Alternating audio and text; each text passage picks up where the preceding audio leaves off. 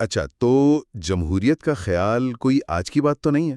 اکثر ہم جب پارلیمنٹ، آئینی حکومتوں کی بات کرتے ہیں تو ذہن فوراً یورپ چلا جاتا ہے۔ جی، یہ عام تاثر ہے۔ لیکن تاریخ میں دیکھیں تو اس سے بہت پہلے مدینہ میں پیغمبر اسلام صلی اللہ علیہ وآلہ وسلم نے ایک ایسا نظام، ایک معاشرتی ڈھانچہ بنایا بالکل۔ جہاں شہری صرف رعایا نہیں تھے بلکہ ریاست کے کاموں میں باقاعدہ حصہ لیتے تھے، فعال کردار تھا ان کا۔ جی ہاں۔ یعنی نمائندگی کا حق تھا، اختیارات کو بانٹا گیا تھا، اور جو حکمران تھے ان سے جواب طلبی بھی ہوتی تھی۔ یہ بنیادیں تھیں اس ریاست کی۔ یہ واقعی ایک اہم نقطہ ہے۔ ہم اکثر جدید سیاسی نظریات کو ایک خاص جغرافیائی یا کہہ لیں تاریخی چشمے سے دیکھتے ہیں، ہم لیکن حکمرانی کے جو بنیادی اصول ہیں نا، جیسے شفافیت، شمولیت، جواب دہی، ان کی جڑیں انسانی تاریخ میں بہت گہری ہیں۔ صحیح۔ اور مدینہ کا تجربہ اس کی ایک بہت ہی منفرد مثال ہے۔ خوش آمدید، آپ ہمارے ساتھ ہیں اس گہرائی میں جہاں ہم مختلف ذرائع سے ملی معلومات کا جائزہ لیتے ہیں۔ پچھلی بار ہم نے ظہیر احمد میر کی کتاب سیاسی نمائندگی اور عوامی شمولیت، مدینہ ماڈل کے شروع کے 6 مقدمات دیکھے تھے۔ جی، جن میں میثاق مدینہ تھا، شورا یعنی مشورے کی اہمیت، فرد کی آزادی، شفافیت، اس طرح کے موضوعات تھے۔ جی، ریاست کا جو نظریاتی اور آئینی ڈھانچہ تھا اس پر بات ہوئی تھی۔ تو آج ہم اسی سلسلے کو آگے بڑھا رہے ہیں، ظہیر احمد میر کی اسی کتاب کے اگلے 4 مقدمات، یعنی مقدمہ نمبر 7 سے لے کر 10 تک۔ اچھا۔ ان پر ہم تفصیل سے بات کریں گے، اور یہ حصے خاص طور پر اس بات پر روشنی ڈالتے ہیں کہ عملی طور پر یعنی پریکٹیکلی سیاسی نمائندگی اور عوامی شرکت کیسے ہوتی تھی، اختیار کیسے استعمال ہوتا تھا۔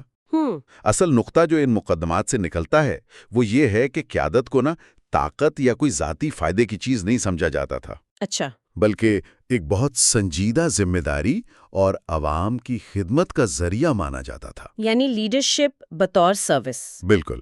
اور ہماری یہ ساری گفتگو ہمیشہ کی طرح جو ہمیں ماخذ ملا ہے، یعنی ظہیر احمد میر کی کتاب کے اقتباسات اور ان کا تجزیہ، اسی پر مبنی ہوگی۔ جی، ہم کوشش کریں گے کہ مصنف نے جو نکات پیش کیے ہیں انہیں واضح طور پر سامنے لائیں۔ تو آئیے بات شروع کرتے ہیں مقدمہ نمبر 7 سے۔ عنوان ہے سیاسی نمائندگی کا فریم ورک۔ جی۔ مصنف کے مطابق مدینہ میں ایک ایسا سسٹم بنایا گیا جس کا مقصد تھا کہ ریاست کا ہر شہری، چاہے وہ کسی بھی طبقے سے ہو، کسی بھی گروہ سے ہو، اسے اپنی بات کہنے کا اور ریاستی معاملات میں شامل ہونے کا موقع ملے۔ اور یہاں صرف کوئی رسمی یا علامتی نمائندگی کی بات نہیں ہو رہی۔ اچھا۔ کتاب اس بات پر زور دیتی ہے کہ یہ ایک حقیقی شمولیت تھی، مطلب جینیوئن انکلوژن۔ اس دور کے قبائلی معاشرے میں جہاں شناختیں، وفاداریاں بہت پکی تھیں، وہاں ایک ایسا فریم ورک بنانا جس میں سب کو لگے کہ ہاں ہم بھی شامل ہیں، یہ اپنے آپ میں ایک بڑی بات تھی۔ مصنف مثالیں بھی دیتے ہیں اس کی، مثلا صرف مختلف قبیلوں کے سرداروں سے مشورہ نہیں ہوتا تھا، اچھا۔ بلکہ مدینہ میں جو دوسرے مذاہب کے لوگ تھے، یعنی اقلیتیں، ان کو بھی اپنے معاملات میں خود مختاری تھی اور بڑے فیصلوں میں ان کی رائے لی جاتی تھی۔ جی۔ کتاب میں یہ بھی لکھا ہے کہ اہم معاملات پر خواتین کی رائے کو بھی سنا جاتا تھا، اہمیت دی جاتی تھی، جو اس زمانے کے حساب سے عام نہیں تھا۔ در حقیقت یہ نقطہ آج کی جو نمائندہ جمہوریت ہے، ریپریزنٹیٹیو ڈیموکریسی، اس کے تصور سے بہت گہرا تعلق رکھتا ہے۔ بالکل۔ لیکن کتاب صرف یہ نہیں بتاتی کہ یہ ملتا جلتا ہے، بلکہ یہ بتاتی ہے کہ اس نمائندگی کی اصل روح کیا تھی۔ یہ صرف اکثریت کی حکومت نہیں تھی، اچھا۔ بلکہ مقصد یہ تھا کہ جتنے بھی متعلقہ فریق ہیں، سٹیک ہولڈرز، ان سب کی آواز سنی جائے، ان کے مفادات کا خیال رکھا جائے۔ کتاب کے مطابق اس نمائندگی کا مقصد صرف اقتدار حاصل کرنا نہیں تھا، بلکہ اجتماعی بھلائی اور انصاف قائم کرنا تھا۔ یہ نمائندگی ذمہ داری کے احساس کے ساتھ جڑی ہوئی تھی۔ یہ بڑا دلچسپ نقطہ ہے کہ نمائندگی کو ذمہ داری سے جوڑا گیا۔ اچھا، اب آگے بڑھتے ہیں۔ مقدمہ نمبر 8۔ جی۔ اختیار کی تقسیم یعنی ڈیلیگیشن آف اتھارٹی۔ مصنف یہاں یہ کہہ رہے ہیں کہ ریاستی طاقت اور انتظامی ذمہ داریاں صرف مرکز میں نہیں تھی، مطلب صرف خلیفہ یا سربراہ ریاست کے پاس فی ایک ہی جگہ جمع نہیں تھی۔ ہاں، بلکہ انہیں مختلف لیولز پر منظم طریقے سے تقسیم کیا گیا تھا۔ دیکھیں، اختیارات کی تقسیم تو کسی بھی اچھے نظام حکومت کے لیے ضروری ہے۔ بالکل۔ کتاب یہ واضح کرتی ہے کہ مدینہ ماڈل میں یہ تقسیم صرف انتظامی سہولت کے لیے نہیں تھی، اس کے پیچھے گہرے اصول تھے۔ اچھا، کیا اصول تھے؟ ایک تو یہ کہ اس سے انتظامی کام زیادہ مؤثر طریقے سے ہوتے تھے، دوسرا اس سے طاقت ایک جگہ اکٹھی نہیں ہوتی تھی تو اس کے غلط استعمال کا خطرہ کم ہو جاتا تھا۔ یعنی ایک طرح سے چیکس اینڈ بیلنسز کا ابتدائی تصور۔ جی بالکل کہہ سکتی ہیں۔ کتاب میں اس کی عملی مثالیں بھی ہیں، جیسے مختلف علاقوں کے لیے جو نئے صوبے فتح ہوتے تھے ان کے لیے گورنر مقرر کیے جاتے تھے۔ جی ہاں۔ باہر کی ریاستوں سے تعلقات کے لیے سفیر بھیجے جاتے تھے۔ لیکن اہم بات جس پر مصنف زور دیتے ہیں وہ یہ ہے کہ ان سب عہدیداروں کے اختیارات اور ذمہ داریاں بالکل واضح تھیں، متعین تھیں۔ صحیح۔ انہیں کھلی چھوٹ نہیں تھی، ان کا دائرہ کار طے تھا اور وہ مرکز کو جواب دہ تھے۔ کتاب میں کچھ واقعات بھی ہیں جہاں گورنروں سے پوچھا گیا کہ آپ نے یہ کیوں کیا۔ اگر ہم اس کا موازنہ آج کے نظاموں سے کریں تو یہ عمل واقعی جدید دور کے جو فیڈرل سٹرکچرز ہیں، جی، جہاں مرکز اور صوبوں میں اختیارات تقسیم ہوتے ہیں، اور وزارتی نظام منسٹریل سسٹمز جہاں مختلف وزیر اپنے محکمے چلاتے ہیں، ہاں، ان کی ایک ابتدائی جھلک نظر آتی ہے۔ لیکن کتاب کا نقطۂ نظر یہ ہے کہ مدینہ ماڈل میں اختیارات کی تقسیم کا مقصد صرف کام بہتر کرنا نہیں تھا، تو پھر کیا تھا؟ اس کے ساتھ ساتھ ذمہ داری اور جواب دہی کو بھی یقینی بنانا تھا۔ اختیار دینے کے ساتھ یہ واضح تھا کہ یہ اختیار عوام کی بھلائی اور انصاف کے لیے ہے، ذاتی فائدے کے لیے نہیں۔ یہ تقسیم ایک اخلاقی معیار کے ساتھ جڑی ہوئی تھی۔ یعنی اختیار اور ذمہ داری ساتھ ساتھ چلتے تھے، یہ واقعی اہم پہلو ہے۔ جی بالکل۔ اب ہم آتے ہیں مقدمہ نمبر 9 پر، سرکاری عہدوں کے معیار۔ یہ ایک ایسا اصول ہے جس پر کتاب میں کافی زور دیا گیا ہے۔ مصنف کہتے ہیں کہ ریاست میں جو اہم عہدے تھے ان پر تقرری کا معیار کیا تھا؟ امیدوار کی اپنی قابلیت، اہلیت، اس کا کردار کیسا ہے، وہ کتنا دیانتدار ہے۔ اچھا۔ یہ نہیں دیکھا جاتا تھا کہ وہ کس قبیلے سے ہے، اس کا خاندان کون سا ہے، یا اس کے پاس پیسہ کتنا ہے۔ یہ اصول تو آج کل میرٹ یا استحقاق کہلاتا ہے، میرٹوکریسی۔ جی، اور اس کی اہمیت اس وقت اور بھی بڑھ جاتی ہے جب ہم اس معاشرے کو دیکھتے ہیں جس میں یہ ریاست بنی۔ کیسے؟ وہ ایک ایسا معاشرہ تھا جہاں قبیلے کی پہچان، نسل پر فخر، خاندانی اثر و رسوخ یہ بہت اہم تھا۔ صحیح۔ ایسے میں ان سب چیزوں کو ایک طرف رکھ کر صرف اور صرف قابلیت اور کردار کو بنیاد بنانا، یہ تو ایک انقلابی قدم تھا۔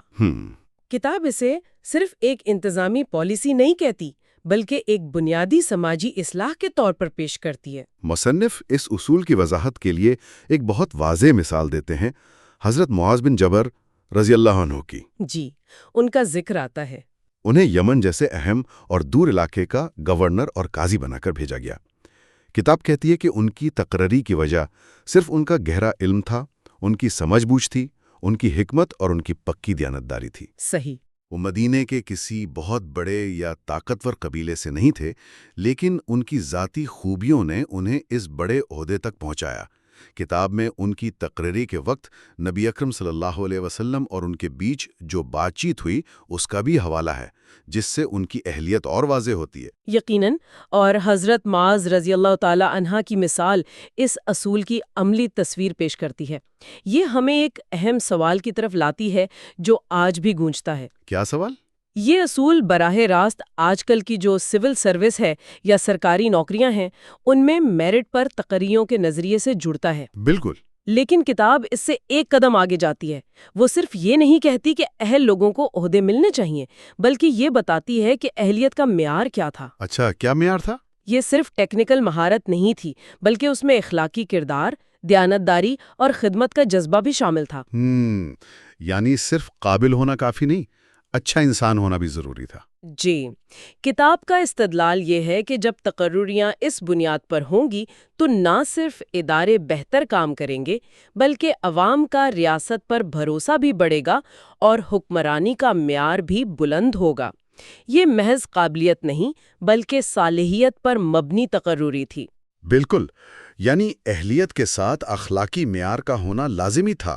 یہ بات قیادت بطور خدمت والے تصور کو اور مضبوط کرتی ہے۔ صحیح۔ کہ عہدہ کوئی اعزاز یا اختیار نہیں بلکہ ایک امانت ہے، ایک ذمہ داری ہے۔ درست فرمایا۔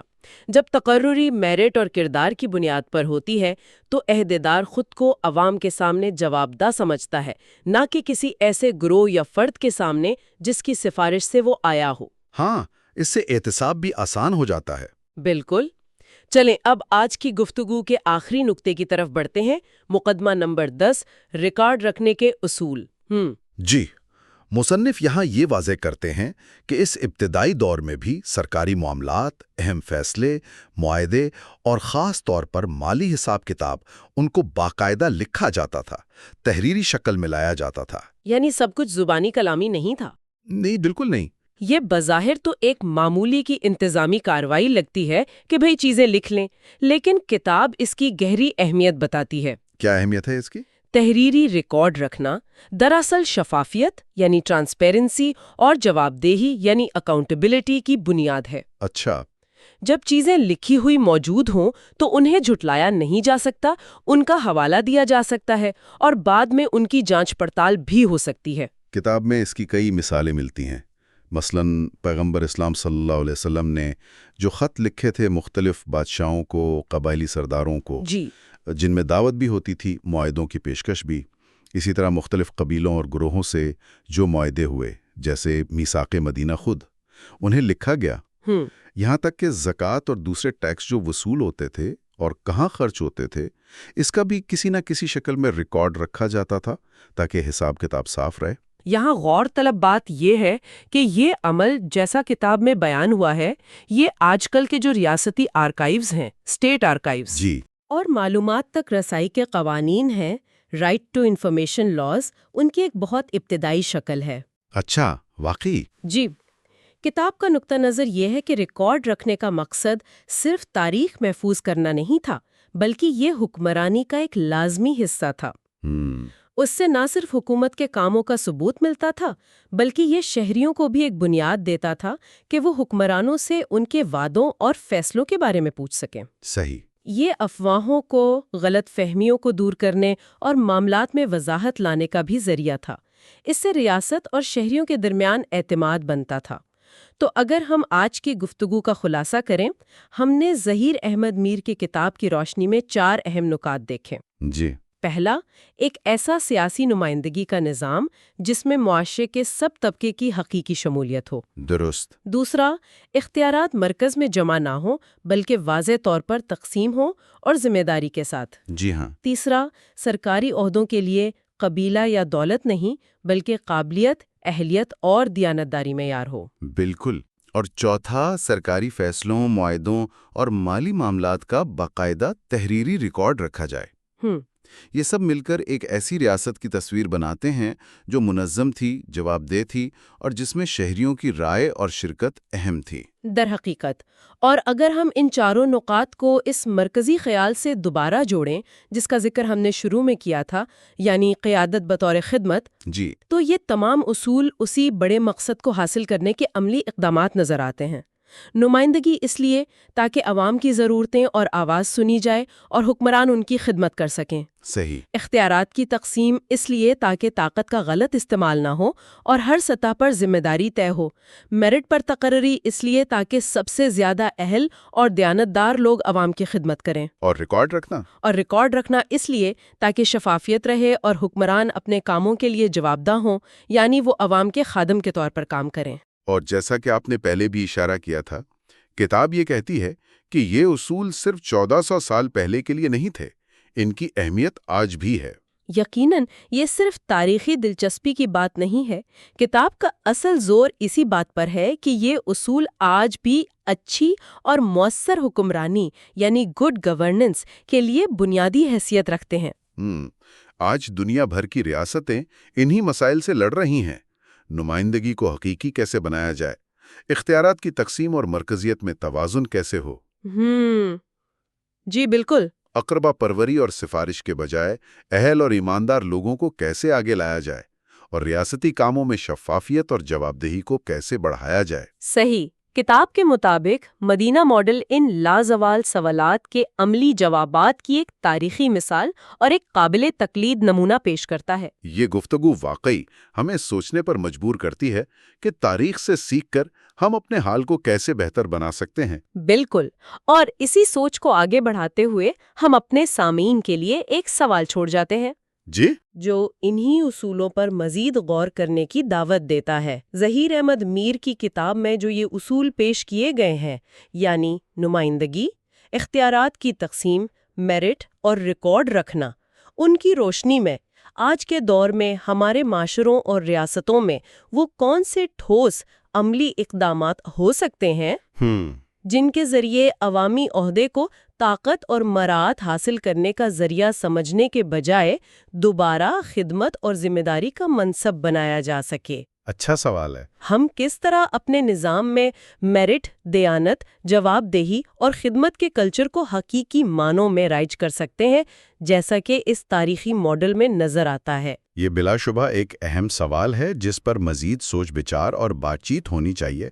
آج کی اس گہرائی میں کی گئی گفتگو کو یہیں پر ختم کرتے ہیں۔ ہمارے ساتھ رہنے کا شکریہ۔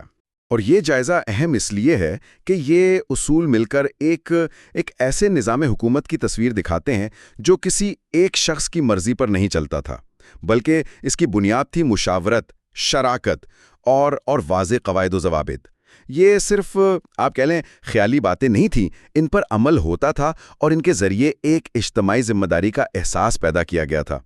یہ سمجھنا بھی ضروری ہے کہ یہ اصول ایک دوسرے سے جڑے ہوئے تھے، الگ الگ نہیں تھے۔ اسد کے لیے کام کرنے والے لوگ وہ ذمہ دار ٹھہرائے جاتے تھے۔ یہ تو آج بھی ہر نظام کا دعویٰ ہوتا ہے، لیکن اس زمانے میں اس کا عملی نفاذ وہ کیسے ہوتا تھا؟ کوئی خاص مثال ہے جو اس کو واضح کرے؟ جی ہاں، ایک بہت مشہور اور آپ کہیں کہ واضح مثال موجود ہے۔ ایک صحابی تھے ابن لتبیہ، انہیں زکوٰۃ یا محصول وصول کرنے بھیجا گیا۔ واپسی پر انہوں نے حساب پیش کیا تو کہا کہ یہ مال تو بیت المال کا ہے اور یہ کچھ تحفے ہیں جو مجھے ذاتی طور پر ملے۔ جب یہ بات آپ صلی اللہ علیہ وسلم تک پہنچی تو آپ نے اس پر سخت ناپسندگی کا اظہار کیا۔ آپ صلی اللہ علیہ وسلم ممبر پر کھڑے ہوئے اور ایک خطبہ دیا۔ فرمایا کہ اس شخص کا کیا معاملہ ہے جسے ہم کسی کام پر بھیجیں اور وہ آ کر کہے کہ یہ تمہارا اور یہ مجھے تحفہ ملا۔ وہ اپنے باپ یا ماں کے گھر کیوں نہ بیٹھا رہا، پھر دیکھتا کہ اسے کون تحفہ دیتا ہے۔ اس کے بعد آپ نے واضح اصول بیان کیا۔ سرکاری اہلکار کو ڈیوٹی کے دوران ملنے والا ہر تحفہ بیت المال کا ہے، اور صرف یہی نہیں، ان صاحب سے وہ تحفے لے کر بیت المال میں جمع بھی کروائے گئے۔ اچھا، تو یہ صرف تنبیہ نہیں تھی بلکہ باقاعدہ ایکشن ہوا اور اصول بھی بالکل صاف کر دیا گیا۔ اس واقعے میں صرف مالی بددیانتی نہیں بلکہ عوامی عہدے کی حیثیت کیا ہے یہ بھی طے ہو رہا ہے۔ بالکل، یہاں دلچسپ نقطہ یہی ہے۔ احتساب عوامی سطح پر ہوا، کوئی بند کمرے کی کارروائی نہیں تھی۔ اسے دو باتیں واضح ہوئیں: ایک، عہدہ امانت ہے، ذاتی فائدے کا ذریعہ نہیں۔ دو، احتساب کا عمل شفاف اور اعلانیہ ہو تاکہ دوسروں کے لیے بھی مثال بنے۔ آج کل ہم احتساب کے اداروں کی بات کرتے ہیں، اینٹی کرپشن بیوروز وغیرہ۔ ان کا بنیادی فلسفہ تو یہی ہے نا؟ لیکن سوال یہ ہے کہ کیا احتساب کا عمل آج بھی اتنا ہی اعلانیہ اور غیر امتیازی ہوتا ہے جیسے اس مثال میں ہے؟ اس واقعے نے تو ایک معیار قائم کر دیا تھا کہ کوئی بھی ہو، سماجی رتبہ کچھ بھی ہو، اگر عوامی عہدے پر ہے تو جوابدہ ہے۔ یہ واقعی گہری بات ہے کہ احتساب کا عمل خود شفافیت مانگتا ہے، اور یہیں سے شاید ہم اگلے اصول کی طرف بڑھ سکتے ہیں، مقدمہ نمبر 12، جو ادارہ جاتی شفافیت کے پروٹوکول سے متعلق ہے۔ یعنی نظام میں ایسا انتظام کہ معاملات چھپے نہ ہوں، خاص طور پر عوام سے۔ جی ہاں، دیکھیں، احتساب تبھی مؤثر ہوگا جب معاملات پہلے سے ہی واضح اور کھلے ہوں۔ نبوی دور میں شفافیت کا یہ عالم تھا کہ صرف مالی معاملات ہی نہیں بلکہ جو بہت حساس سمجھے جانے والے امور تھے، جیسے جنگ کے فیصلے یا دوسرے قبائل اور ریاستوں، حتیٰ کہ دشمنوں کے ساتھ معاہدے، وہ بھی عوام کے سامنے رکھے جاتے تھے۔ مثال کے طور پر صلح حدیبیہ کو ہی لے لیں۔ وہ ایک انتہائی آپ کہہ لیں متنازع معاہدہ تھا اس وقت۔ شرائط بظاہر مسلمانوں کے حق میں نہیں لگ رہی تھی، لیکن وہ معاہدہ، اس کی تمام تفصیلات صحابہ کرام کے سامنے تھیں۔ اس پر بات چیت ہوئی، اگرچہ کچھ تحفظات بھی سامنے آئے۔ یعنی عوام کو صرف فیصلوں سے آگاہ نہیں کیا جاتا تھا بلکہ فیصلہ سازی کے عمل میں یا تو شریک یا کم از کم باخبر رکھا جاتا تھا۔ یہ تو آج کے رائٹ ٹو انفارمیشن یا معلومات تک رسائی کے حق کے تصور سے کافی ملتا جلتا ہے۔ ابتدائی اور عملی شکل تھی۔ مقصد صرف معلومات دینا نہیں تھا بلکہ حکومت اور عوام کے درمیان اعتماد قائم کرنا تھا۔ جب عوام کو پتہ ہوتا ہے کہ فیصلے کیوں ہو رہے ہیں، کیسے ہو رہے ہیں، ریاست کے وسائل کہاں جا رہے ہیں، تو ان کا نظام پر اعتماد بڑھتا ہے۔ وہ ریاست کو اپنا سمجھتے ہیں، نہ کہ کوئی اوپر بیٹھی قوت جو ان سے الگ تھلگ کام کر رہی ہے۔ اور یہ شفافیت صرف اعلان تک نہیں تھی، مشاورت کے ذریعے عملی شکل بھی لیتی تھی، جس پر ہم آگے بات کریں گے۔ آج بھی جب ہم حکومتوں سے شفافیت مانگتے ہیں تو دراصل اسی بنیادی اصول کی بات کر رہے ہوتے ہیں کہ عوام کو جاننے کا حق ہے۔ لیکن کیا آج یہ حق صرف کاغذوں میں ہے یا واقعی معلومات تک رسائی مؤثر ہے؟ یہ ایک الگ بحث ہے۔ یہ اعتماد سازی والا پہلو بہت اہم ہے۔ اچھا، جب نظام اتنا شفاف ہو اور احتساب بھی ہو، تو پھر اس نظام کو چلانے والے یعنی قیادت، ان کا انتخاب کیسے ہوتا ہوگا؟ کیا اس کے لیے بھی کوئی خاص اصول تھے؟ یہ ہمیں مقدمہ نمبر 13 کی طرف لے جاتا ہے، قیادت کے انتخاب کے اصول۔ یقیناً تھے۔ قیادت کا انتخاب کسی خاندانی، قبائلی یا ذاتی پسند ناپسند کی بنیاد پر نہیں ہوتا تھا۔ دو بنیادی معیارات کا ذکر بار بار ملتا ہے: تقوی اور اہلیت۔ تقوی سے مراد صرف ذاتی پرہیزگاری نہیں، بلکہ کردار کی پختگی، امانت داری، دیانت داری، ذمہ داری کا احساس، یہ سب شامل تھا۔ اور اہلیت سے مراد اس منصب کے لیے جو بھی صلاحیت، علم یا تجربہ درکار ہے، وہ ہونا۔ کیا اس کی بھی کوئی عملی مثال ہے کہ کسی کو خاص طور پر ان معیارات کی وجہ سے چنا گیا ہو، چاہے وہ قبیلے یا خاندان کے لحاظ سے اتنا طاقتور نہ بھی ہو؟ جی، ایک بہت نمایاں مثال حضرت ابو عبیدہ بن جراح رضی اللہ عنہ کی ہے۔ آپ صلی اللہ علیہ وسلم نے انہیں امین حاضل امہ یعنی اس امت کا امین قرار دیا۔ یہ لقب ان کی غیر معمولی دیانتداری اور امانت داری کی وجہ سے تھا۔ انہیں کئی اہم ذمہ داریاں دی گئیں، فوجی مہمات کی قیادت بھی، بیت المال کی نگرانی بھی۔ ان کا انتخاب واضح طور پر ان کی ذاتی خوبیوں اور صلاحیتوں کی بنیاد پر تھا۔ اسی طرح مختلف مہمات کے لیے امیر مقرر کرتے وقت یا کسی علاقے کا والی بناتے وقت آپ صلی اللہ علیہ وسلم فرد کی صلاحیت اور کردار کو دیکھتے تھے، نہ کہ اس کے قبیلے یا خاندان کو۔ یہ اصول دراصل موروثیت اور اقربا پروری کی جڑ کاٹتا ہے، جو اکثر معاشروں میں قیادت کے انتخاب پر حاوی نظر آتے ہیں۔ تو یہ میرٹ اور کردار پر مبنی نظام تھا۔ اس سے یہ سوال ذہن میں آتا ہے کہ کیا یہ صرف اعلیٰ ترین قیادت کے لیے تھا یا نچلی سطح کی ذمہ داریوں کے لیے بھی یہی معیار تھے؟ دیکھیں، اصول تو یہی تھا کہ یہ ہر سطح پر لاگو ہو، چاہے وہ کسی چھوٹی سی فوجی ٹکڑی کا کمانڈر ہو، کسی علاقے کا قاضی ہو یا زکوٰۃ وصول کرنے والا عامل۔ کوشش یہی ہوتی تھی کہ ذمہ داری اسی کو ملے جو اہل بھی ہو اور امین بھی۔ بلا شبہ انسانی معاشرے میں ہمیشہ چیلنجز تو رہتے ہیں، لیکن اصول واضح طور پر میرٹ کا تھا۔ یہ آج کے نظاموں کے لیے بھی ایک بڑا چیلنج ہے کہ قیادت کے انتخاب میں اہلیت اور کردار کو کس حد تک فوقیت دی جاتی ہے، خاص طور پر جب سیاسی وفاداریاں یا ذاتی تعلقات اکثر اہم کردار ادا کرتے نظر آتے ہیں۔ یہ واقعی ایک اہم نقطہ ہے کہ اصول کا ہونا ایک بات ہے اور اس پر ہر سطح پر عمل درآمد یقینی بنانا وہ دوسری بات ہے۔ اچھا، جب قیادت اہل اور امین ہو تو پھر معاشرے کے مختلف طبقات کے ساتھ ریاست کا تعلق کیسا ہوتا ہوگا؟ کیا سب کی آواز سنی جاتی تھی؟ یہ ہمیں مقدمہ نمبر 14 کی طرف لاتا ہے، گورننس میں تنوع کا تحفظ، یعنی فیصلہ سازی میں مختلف گروہوں کی شمولیت۔ یہ نبوی ماڈل کا ایک اور شاندار پہلو ہے۔ مدینہ کی ریاست ایک آپ کہیں کثیر المذہبی اور کثیر النسلی معاشرہ تھا۔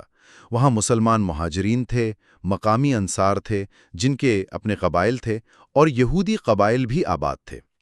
آپ صلی اللہ علیہ وسلم نے آتے ہی جو سب سے پہلا کام کیا وہ میثاق مدینہ تھا، ایک معاہدہ جس نے ان تمام گروہوں کو ایک سیاسی وحدت میں پرو دیا۔ اس معاہدے کے تحت ہر گروہ کو نہ صرف اپنے مذہبی اور ثقافتی امور میں آزادی دی گئی، بلکہ اجتماعی دفاع اور ریاستی معاملات میں بھی ان کی شرکت کو بھی یقینی بنایا گیا۔ تو یہ صرف برداشت نہیں تھی بلکہ فعال شمولیت تھی، یعنی ان کی رائے لی جاتی تھی، ان کے حقوق کا تحفظ کیا جاتا تھا۔ بالکل، یہ صرف رواداری یا برداشت سے آگے کی بات تھی، یہ فعال شمولیت تھی، ایکٹیو انکلوژن جسے کہتے ہیں۔ یہودی قبائل کو ان کے اپنے قوانین کے مطابق فیصلے کا حق دیا گیا، ان کے جان و مال کا تحفظ ریاست کی ذمہ داری قرار پایا، اور بیرونی حملے کی صورت میں مل کر دفاع کرنے پر اتفاق ہوا۔ اس سے یہ ظاہر ہوتا ہے کہ ریاست تمام شہریوں کو ان کے مذہب یا نسل سے قطع نظر اپنا حصہ سمجھتی تھی اور ان کے مفادات کا تحفظ کرتی تھی۔ یہ تنوع کو کمزوری نہیں بلکہ طاقت سمجھنے کی عکاسی کرتا ہے۔ آج کل ہم انکلوزیو گورننس یا شراکتی حکمرانی کی بات کرتے ہیں۔ ایسا لگتا ہے کہ اس کی جڑیں بہت گہری ہیں۔ اس سے معاشرے میں کیا اثرات مرتب ہوتے ہوں گے؟ اس کے اثرات بہت گہرے ہوتے ہیں۔ جب معاشرے کے تمام طبقات یہ محسوس کرتے ہیں کہ ان کی آواز سنی جا رہی ہے، ان کے حقوق محفوظ ہیں اور وہ ریاستی ڈھانچے کا حصہ ہیں، تو اس سے سماجی ہم آہنگی بڑھتی ہے، اعتماد پیدا ہوتا ہے اور ریاست زیادہ مستحکم ہوتی ہے۔ اس کے برعکس جب کسی گروہ کو دیوار سے لگایا جائے یا نظر انداز کیا جائے تو اس سے بیگانگی، ناراضگی اور عدم استحکام پیدا ہوتا ہے۔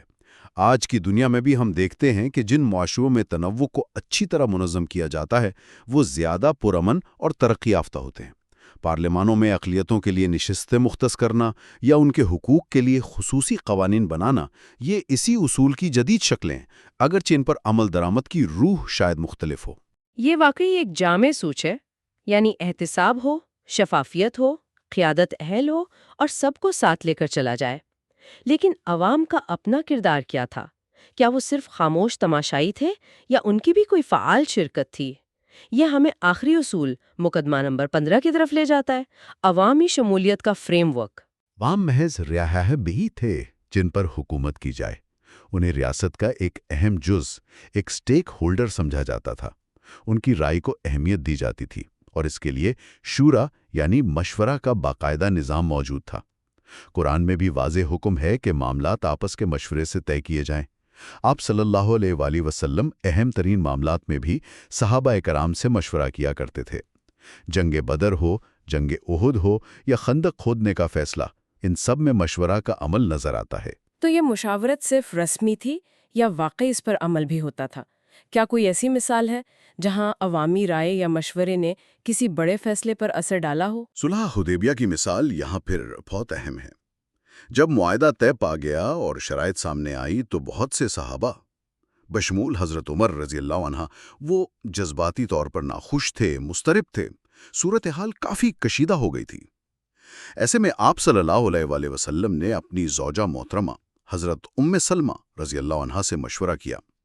ان کے مشورے پر عمل کرتے ہوئے آپ صلی اللہ علیہ وآلہ وسلم نے پہلے خود قربانی کی اور سر منڈوایا، جس کے بعد تمام صحابہ نے بھی آپ کی پیروی کی۔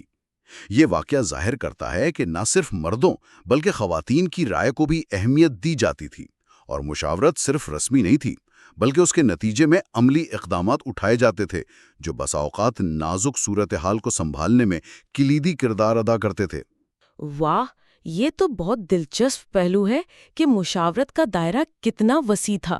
اس کا مطلب ہے کہ حکومت عوام کے ساتھ مل کر چلائی جاتی تھی، نہ کہ صرف عوام پر حکومت کی جاتی تھی۔ بالکل یہی نقطہ ہے۔ عوامی شمولیت کا مطلب ہے کہ پالیسیاں اور فیصلے زمینی حقائق اور عوامی امنگوں کے مطابق ہوں۔ جب عوام محسوس کرتے ہیں کہ فیصلوں میں ان کی رائے شامل ہے تو وہ ان فیصلوں کی کامیابی کے لیے بھی زیادہ پرعزم ہوتے ہیں۔ آج کل ہم جن چیزوں کی بات کرتے ہیں جیسے پالیسی سازی سے پہلے عوامی سماعتیں، پبلک ہیئرنگز، ریفرنڈم یا تجاویز کے لیے عوامی پورٹلز، یہ سب اسی بنیادی اصول کی مختلف شکلیں ہیں کہ حکومت اور عوام کے درمیان ایک دو طرفہ تعلق ہونا چاہیے۔ ریاست عوام کے لیے جواب دہ ہو اور عوام ریاست کے معاملات میں شریک ہوں۔ تو آج ہم نے انتظامیہ اور قیادت کے ان 5 کلیدی نبوی اصولوں کا گہرائی سے جائزہ لیا۔ سرکاری اہلکاروں کا سخت احتساب، اداروں میں مکمل شفافیت، اہلیت اور کردار پر مبنی قیادت کا انتخاب، فیصلہ سازی میں معاشرے کے تمام طبقات کی شمولیت اور عوامی مشاورت اور شرکت کا ایک مضبوط فریم ورک۔ یہ سب مل کر واقعی ایک ایسی تصویر بناتے ہیں جو کسی بادشاہت یا آمریت سے بالکل مختلف ہے۔ یہ ایک فعال، شراکتی اور جواب دہ نظام حکومت ہے۔ بالکل درست۔ اور یہ بات حیران کن ہے کہ یہ اصول جو 14 صدیاں پہلے وضع کیے گئے تھے، آج بھی جدید جمہوری اور فلاحی ریاستوں کے لیے اتنے ہی اہم اور متعلقہ ہیں۔